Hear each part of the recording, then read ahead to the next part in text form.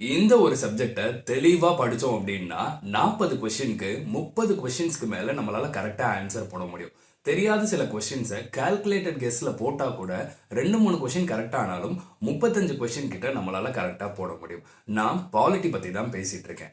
Group 1லேயும் சரி, group 2லேயும் சரி, ஏன் யூபிஎஸ்சிலையும் சரி, இந்த பாலிட்டி அப்படின்ற ஒரு சப்ஜெக்ட் வந்து மேஜர் ரோல் வந்து ப்ளே பண்ணுது. இந்த வீடியோவில் நம்ம குரூப் எக்ஸாம்ஸ் பற்றியே பேசுவோம், சரிங்களா? பிகாஸ் அதுதான் வந்து இப்போ ஒரு 9 மந்த்ஸ் கிட்ட கழிச்சு வரப்போகுது. யூபிஎஸ்சி வந்து அதுக்கு முன்னாடி ஒரு 2 மந்த்ஸ்க்கு முன்னாடி வரும் அப்படின்னு நினைக்கிறேன், சரிங்களா? ஸோ இந்த பாலிட்டி அப்படின்னு சப்ஜெக்ட் எடுத்துக்கிட்டிங்கன்னா நிறைய பேர் அவுட் சைட் ரிசோர்ஸஸான லக்ஷ்மிகாந்த் வந்து யூஸ் பண்ணுவீங்க. நான் இங்கிலீஷ் மீடியம் ஸ்டூடெண்ட்னால வந்து லக்ஷ்மிகாந்த் தான் யூஸ் பண்ணேன். அண்ட் ஐ வுட் சே இந்த சோர்ஸை கண்டிப்பாக நீங்கள் எல்லாருமே யூஸ் பண்ணலாம் if you are an English medium student. Tamil medium students வந்து என்ன யூஸ் பண்ணுறீங்கன்னு எனக்கு தெரியாது. பட் சில பேர்கிட்ட பேசும்போது வெங்கடேசன் சார் அப்படின்னு ஒருத்தரோட புக் வந்து சொல்லியிருந்தாங்க. அப்புறம் சில பேர் வந்து பிரக்தீஸ் பப்ளிகேஷன் அப்படின்ற மாதிரி சொல்லியிருந்தாங்க. ஸோ எந்த ஒரு அவுட் சைட் ரிசோர்ஸஸ் போனால் கூட அதில் இருக்க நம்பர் ஆஃப் பேஜஸ் பார்த்துட்டு நிறைய பேர் வந்து பயப்படுறாங்க, இந்த சப்ஜெக்டை எப்படா படித்து முடிக்கிறது, சில விஷயங்கள் குழப்புற மாதிரி இருக்கே அப்படின்னு.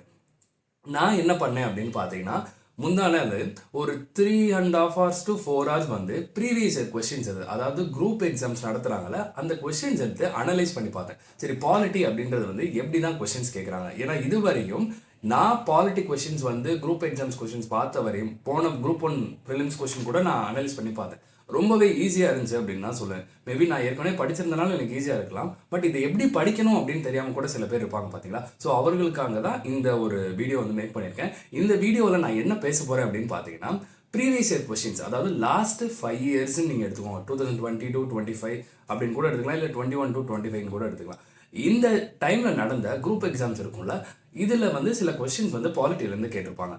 இந்த கொஸ்டின்ஸ்லாம் எந்த டாப்பிக்லேருந்து கேட்டிருக்காங்க, என்ன மாதிரியான டைப்ஸில் வந்து ரெப்படேட்டிவாக கொஸ்டின் கேட்டிருக்காங்க அப்படின்றத வந்து நான் அனலைஸ் பண்ணி சில டாபிக்ஸ் வந்து எழுதி வச்சுருக்கேன். நீங்கள் எப்பயுமே ஒரு சப்ஜெக்ட் படிக்க போகிறீங்க அப்படின்னா ப்ரிலிம் சிலபஸையும் மெயின் சிலபஸையும் கண்டிப்பாக கையில் வச்சுக்கோங்க. நிறைய பேர் மெயிலில் கேட்குறீங்க, இந்த மாதிரி ப்ரிலிம் சிலபஸ் படித்தா மெயின்ஸ் வந்து எழுதிடலாமா? 2 சிலபஸையும் எடுத்து ஃபஸ்ட்டு கையில் வைங்க. வச்சிங்கன்னா தெரியும், மோரார்லெஸ் வந்து நிறைய விஷயங்கள் வந்து ஓவர்லாப் ஆகும். மோரார்லெஸ்ன்னு சொல்கிறத விட பாலிட்டி அப்படின்னு எடுத்துக்கிட்டிங்கன்னா அதுலேயும் பாலிட்டி தான். அதில் கொஞ்சம் டெப்த்தாக படித்து நீங்கள் ரைட்டிங் ப்ராக்டிஸ் எக்ஸ்ட்ரா வேணும் மெயின்ஸ்க்கு. பட் ப்ரிலிம்ஸ்க்கு வந்து you have to choose the correct answer from the given following, சரிங்களா? ஸோ இப்போது நான் சில டாபிக்ஸ் வந்து சொல்கிறேன். If you can note it டவுன்னா it will be very useful. And அந்த டாபிக்ஸ் எல்லாத்தையுமே நீங்கள் இந்த ஒரு ஆங்கிளில் படிச்சிங்க அப்படின்னா you can crack the questions very easily, சரிங்களா? ஃபஸ்ட் எடுத்தோடனே நான் எப்பயும் சொல்கிறது என்ன, நான் என்கிட்ட வந்துட்டு கேட்குற ஸ்டூடெண்ட்ஸ்ட்டு என்ன சொல்லுவேன்னா, பாலிட்டியில் ஒரு 3 இல்லை 4 டாப்பிக்கை நீங்கள் ரொம்ப தரவாக படித்து தான் ஆகணும். அதுக்கு வேறு வழியே கிடையாது. அது என்னென்ன அப்படின்னு பார்த்தீங்கன்னா, ஃபஸ்ட்டு வந்துட்டு ப்ரியாம்பிள், சரிங்களா? ஃபஸ்ட்டு வந்து ப்ரியாம்பிள், அடுத்து வந்து ஃபண்டமெண்டல் ரைட்ஸ், தென் ஃபண்டமெண்டல் டியூட்டிஸ், அதுக்கடுத்து வந்து டிபிஎஸ்பி, சரிங்களா? இந்த 4 டாபிக் இருக்குது பார்த்தீங்களா? இது வந்துட்டு ரொம்ப ரொம்ப முக்கியம். இது வந்து கோர் ஆஃப் த பாலிட்டி அப்படின்னு சொல்லலாம். பாலிட்டி அப்படின்ற ஒரு சப்ஜெக்ட் கோர் ஆஃப் த சப்ஜெக்ட்ஸ்ன்னு சொல்லலாம். பாலிட்டியில் இதுனாலும் ரொம்ப ரொம்ப முக்கியம். பிகாஸ் இதிலிருந்து நிறைய கொஸ்டின்ஸ் வந்து கேட்டிருக்காங்க, சரிங்களா? இதுலேருந்து என்ன மாதிரியான கொஸ்டின்ஸ் கேட்டிருக்காங்க அப்படின்னு பார்த்தீங்கன்னா, நான் ஒரு எக்ஸாம்பிளுக்கு சொல்கிறேன். I can't explain every thing in this video. But இதில் உங்களுக்கு ஒரு ஐடியா கண்டிப்பாக கிடைக்கும், எப்படி ஒரு டாபிக் வந்து நீங்கள் படிக்கணும் அப்படின்றது. இப்போ எக்ஸாம்பிளுக்கு ப்ரியாம்பிள் அப்படின்னு எடுத்துக்கிட்டிங்கன்னா, இந்த ப்ரியாம்பிளில் ஏதாவது அமெண்ட்மெண்ட் வருதான்னு பாருங்கள். அமெண்ட்மெண்ட்னா தமிழில் சட்ட திருத்தம் அப்படின்னு சொல்லுவாங்க, சரிங்களா? அமெண்ட்மெண்ட் வருதான்னு பாருங்கள். இந்த அமெண்ட்மெண்ட் அப்படின்றது வந்து ஒரு ஃபேக்சுவல் டேட்டா. இந்த ஃபேக்சுவல் டேட்டாலேருந்து கண்டிப்பாக கொஸ்டின்ஸ் கேட்டிருக்காங்க. எக்ஸாம்பிளுக்கு ப்ரியாம்பிள் வந்து எத்தனை டைம் வந்துட்டு அமெண்ட் பண்ணியிருப்பாங்க, அதாவது சட்ட திருத்தம் பண்ணியிருப்போம் பார்த்தீங்கன்னா ஒரே ஒரு தடவை தான். அந்த அமெண்ட்மெண்ட் எத்தனாவது அமெண்ட்மெண்ட்னா 42nd அமெண்ட்மெண்ட் 1976 அப்படின்ற மாதிரி சொல்லுவாங்க. ஸோ இந்த அமெண்ட்மெண்ட் வந்து இந்த 4 டாபிக்ஸில் எங்கே வந்தாலும் நீங்கள் ரொம்ப இம்பார்ட்டண்ட்டாக கருதி அதை மைண்டில் வச்சுக்கணும். இதெல்லாம் ஃபேக்சுவல் டேட்டா, சரிங்களா? அதற்கடுத்து இந்த ஃபண்டமெண்டல் ரைட்ஸ்லையும் சரி, ஃபண்டமெண்டல் டியூட்டிஸ்லையும் சரி, எதை ரொம்ப இம்பார்ட்டண்ட்டாக கேட்டிருந்தாங்கன்னா ஆர்டிகல் சில விஷயங்களை வந்து ரொம்ப தெளிவாகவே கேட்டிருந்தாங்க. எக்ஸாம்பிளுக்கு ஆர்டிகல் 15 அண்ட் ஆர்டிகல் 16 வந்து ரொம்ப இம்பார்ட்டன்ஸ் கொடுத்து கேட்டிருந்தாங்க. இதில் வந்து ஆர்டிகல் 15(1), ஆர்டிகல் 15(2), ஆர்டிகல் 15(3) அப்படின்ற மாதிரி வரும். ஆர்டிகல் 16க்கும் 16(1), 16(2), 16(3), 16(4) வரும். இதெல்லாம் நீங்கள் வந்து ஒரு கிளான்ஸ் பார்த்துக்கோங்க. அதில் என்ன பேசப்பட்டிருக்கு அப்படின்றத நீங்கள் பார்த்துக்கணும். இந்த 2 ஆர்டிகல் மட்டும் தான் கேட்டிருக்காங்களான்னு கேட்டால் அப்படி நான் சொல்ல மாட்டேன். இதை தவிர சில ஒரு 4-5 ஆர்டிகல் கேட்டிருப்பாங்க. ஆர்டிகல் 19 கேட்டிருக்காங்க, ஆர்டிகல் 28 கேட்டிருக்காங்க, ஆர்டிகல் 24 கூட கேட்டிருக்காங்க. சரிங்களா? ஸோ இந்த மாதிரி ஆர்டிகல்ஸ் எல்லாம் ரொம்ப இம்பார்ட்டண்ட்டாக கேட்டிருக்காங்க. அது ரிப்பீட்டேட்டிவாக சில இடத்துல நான் பார்த்த மாதிரி இருக்கு அந்த ப்ரீவியஸ் இயர் கொஸ்டின் பேப்பர். சரிங்களா? ஸோ இந்த ஆர்டிகல்ஸ்லாம் நீங்கள் ஞாபகம் வச்சுக்கோங்க. அந்த ஆர்டிகல்ஸில் என்ன சொல்கிறாங்கன்னு ஒரு வரியில் ஞாபகம் வச்சுக்கிட்டா போதும். Because in prelims you are going to choose the correct. சரிங்களா? ஸோ அதுக்கடுத்து ஃபண்டமெண்டல் டியூட்டிஸ்ன்னு எடுத்துக்கிட்டிங்கன்னா ஒரே ஒரு ஆர்டிகல் தான், ஆர்டிகல் 51A அப்படின்னு சொல்லுவாங்க. பட் அந்த 51Aல 10 சப்டிவிஷன்ஸ் இருக்கும். அந்த 10ஐயும் நீங்கள் கரெக்டாக ஞாபகம் வச்சுக்கணும். ABCDEFGHK வரையும் போகும் அப்படின்னு நினைக்கிறேன். அந்த ஏனா என்ன சொல்லியிருக்காங்க, பினா என்ன சொல்லியிருக்காங்க, சினா என்ன சொல்லியிருக்காங்க, அதில் வந்து வேர்டிங்ஸ் ரொம்ப ரொம்ப முக்கியம்.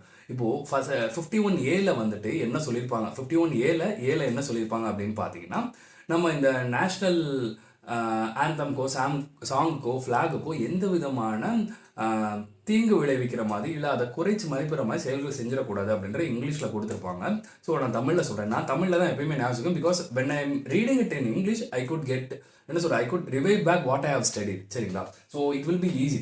இந்த ஃபண்டமெண்டல் டியூட்டிஸையும் நீங்கள் ரொம்ப தெளிவாக ஞாபகம் வச்சுக்கோங்க. அதில் கொடுத்துருக்க வேர்ட்ஸ், எக்ஸாம்பிளுக்கு காம்போசிட் கல்ச்சர் அப்படின்னு ஒரு வேர்டு கொடுத்துருப்பாங்க, சயின்டிஃபிக் டெம்பர் அப்படின்னு ஒரு வேர்டு கொடுத்துருப்பாங்க.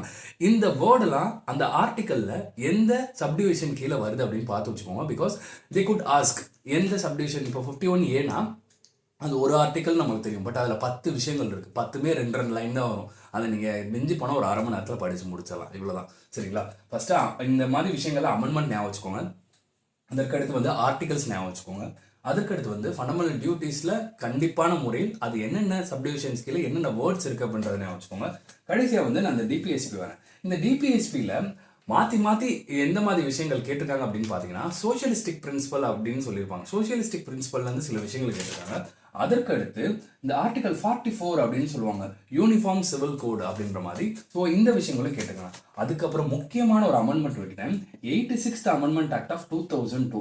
இந்த அமெண்ட்மெண்ட் ஞாபகம் வந்தாலே உங்களுக்கு 3 விஷயங்கள் ஞாபகம் வரும். என்னன்னு பார்த்தீங்கன்னா ஆர்டிகல் 21A, அதுக்கடுத்து ஆர்டிகல் 45, அதுக்கடுத்து வந்து இன்னும் ஒரு விஷயம் இருக்குது, அது எக்ஸாக்டாக எனக்கு ஞாபகம் இல்லை. சரிங்களா?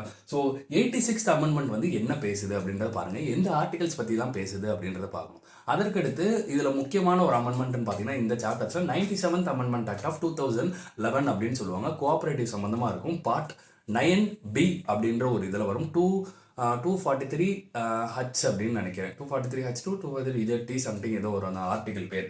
சரிங்களா? 243ZH2 243ZT. சரிங்களா? ஸோ இது வந்து கோஆப்ரேட்டிவ்ஸ் பற்றி பேசும். ஸோ இந்த விஷயங்கள் தான் இந்த நாலு டாபிக் நீங்கள் படிக்கும்போது ரொம்ப தெளிவாக ஞாபகம் வச்சுக்கணும். சரிங்களா? இதில் இருந்து தான் கொஸ்டின்ஸ் வந்து நிறையா தடவை ரிப்பீட்டேட்டிவாக கேட்டிருக்காங்க. சரி, இது ஓகே ஆயிடுச்சு. இதற்கடுத்து அதை இப்போ நீ ப்ரிலிம்ஸ் டாபிக்னு எடுத்தீங்கன்னா நிறையா என்ன சொல்கிற டாபிக்ஸ்லேருந்து கொஸ்டின்ஸ் கேட்டிருக்காங்களே, அதெல்லாம் இல்லையான்னு கேட்டால் கண்டிப்பாக இருக்குது. நான் இன்னொன்று சொல்லிடுறேன்.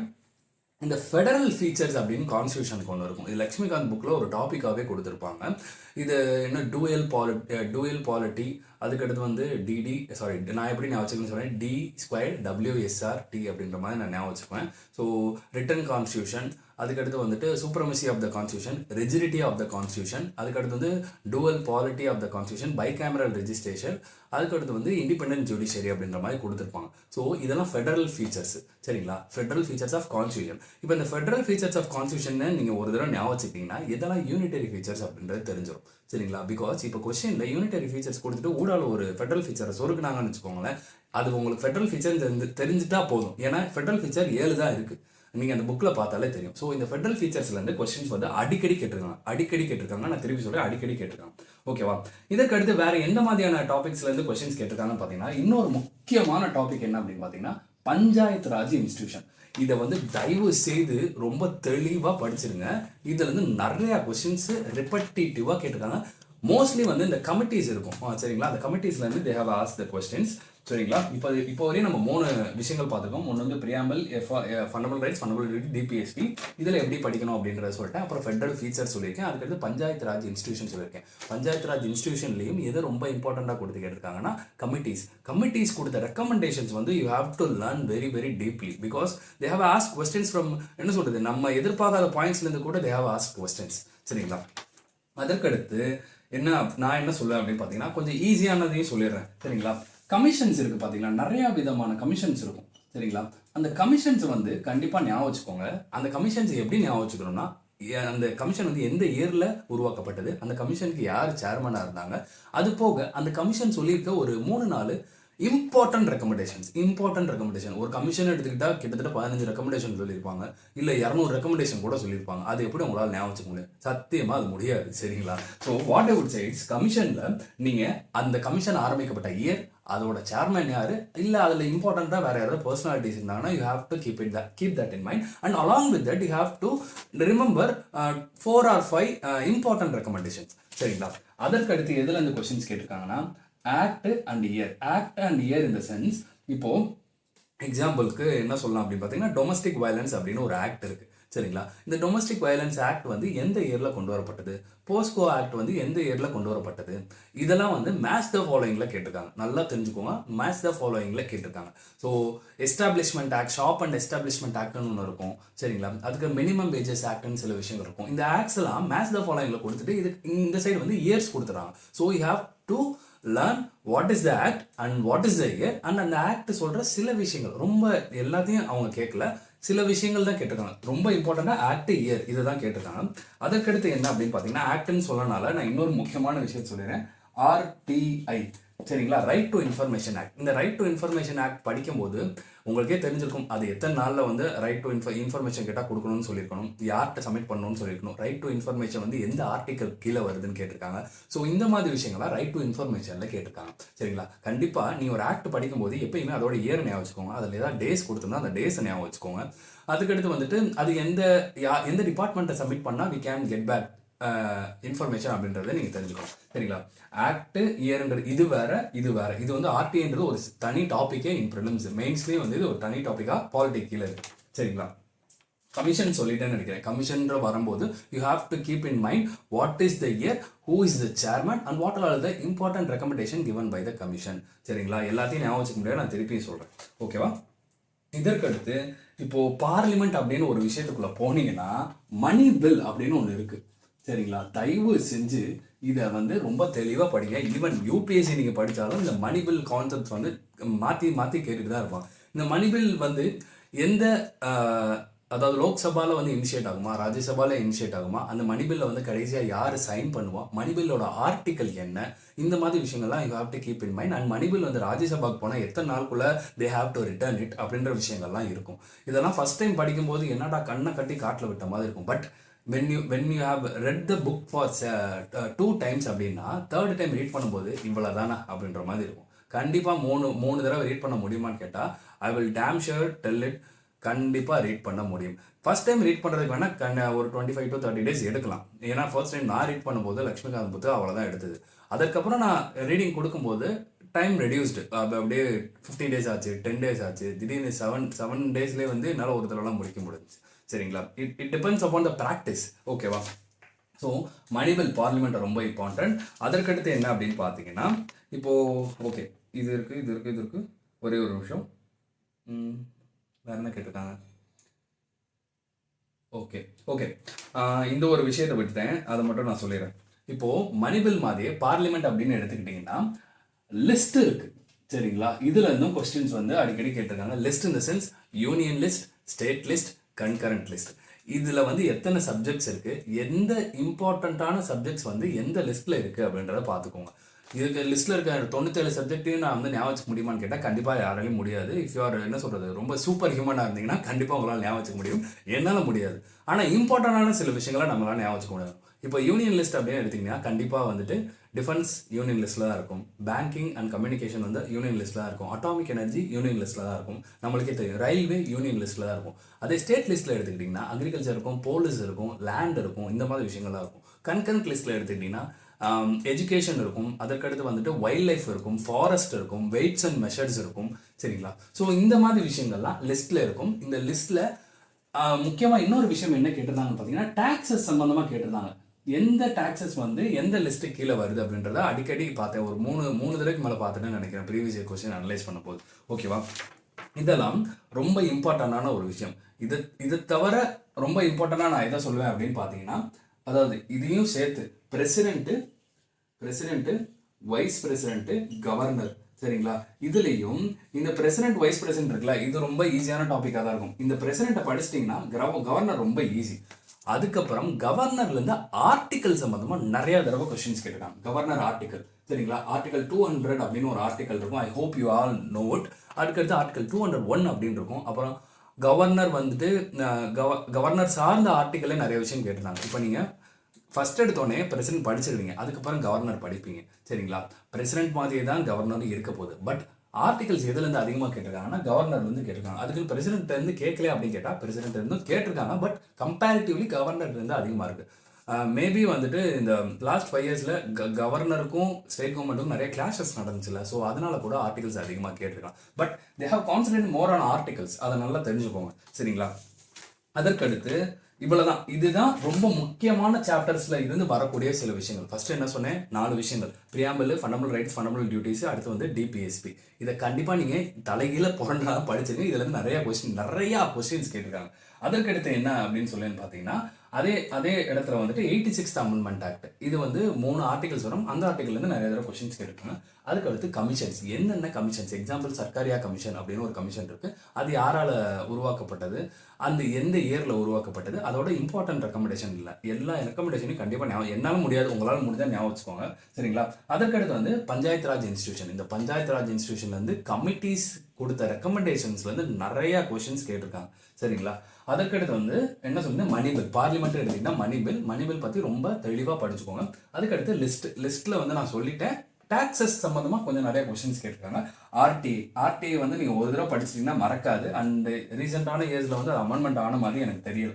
அதுக்கடுத்து லாஸ்ட்டாக president, vice president, governor. President படிச்சிட்டிங்கனாலே போதும், governor it will be easy. But they have concentrate more on என்ன சொல்ற ஆர்டிகல்ஸ். அது முதல்ல நல்லா தெரிஞ்சுக்கோங்க. சரி, இவ்வளோ தானாடா அப்படின்னு கேட்டிங்கன்னா, எக்ஸ்ட்ரா சில விஷயங்கள் இருந்து கொஸ்டின்ஸ் கேட்டிருக்காங்க. அது என்னென்ன அப்படின்றத நான் சொல்லிடுறேன். நீங்கள் இந்த பிரசிடென்ட், வைஸ் பிரசிடென்ட்டு, என்ன சொல்கிறது, கவர்னர் படிச்சிருவீங்க. அப்போ இதே மாதிரி சில பேர் வந்து கான்ஸ்டியூஷனல் பாடிஸ் இருப்பாங்களே, அவங்களேருந்து கொஸ்டின்ஸ் கேட்க மாட்டாங்களான்னு கேட்டால் கேட்டிருக்காங்க. பட் சொற்பமாக இருந்தது. பட் அடுத்த வருஷம் எலெக்ஷன் வர போகிறனால எலெக்ஷன் கமிஷன்லேருந்து கண்டிப்பாக கொஸ்டின்ஸ் வரலாம் சரிங்களா. எலெக்ஷன் கமிஷனில் வரும்.